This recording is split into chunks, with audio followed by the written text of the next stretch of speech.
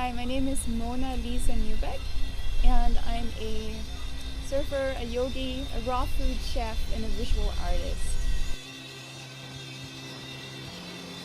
I focus on preparing foods that are thoroughly plant-based, and I do not expose them to heat, as in it's a different way of food preparation where we use dehydrators and a lot of food processors and blenders.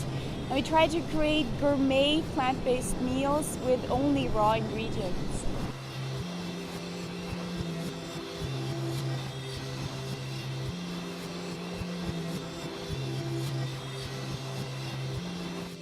Yoga, I think, is a very foundational exercise, if you want to call it that, or a practice for surfing. It increases your flexibility and also your core stability depending on what type of yoga you're focusing, but that is definitely a key to good surfing.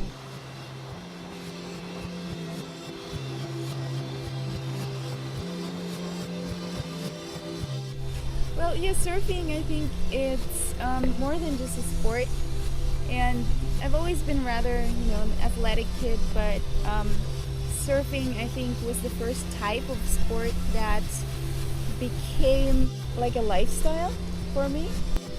I just really enjoy being out in nature and the whole aspect of being in the ocean and finding the rhythm with natural rhythms such as the waves and being one with all of that. It's just a very amazing experience.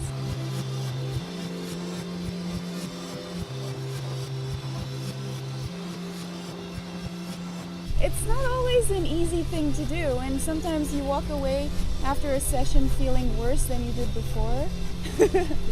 Like my session yesterday was not that amazing, because you can, if you really get to it and you let it take over your life, you can actually sort of derive a sense of self-worth from your performance in the water.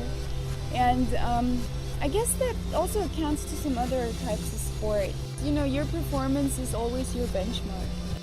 With surfing, there's also a spiritual aspect to it, and that's something that I have discovered for the first time in surfing and not in other types of sports. Risking failure, again, becomes a metaphor for how you live your life. You always get better, always learn from your mistakes, from the wipeouts.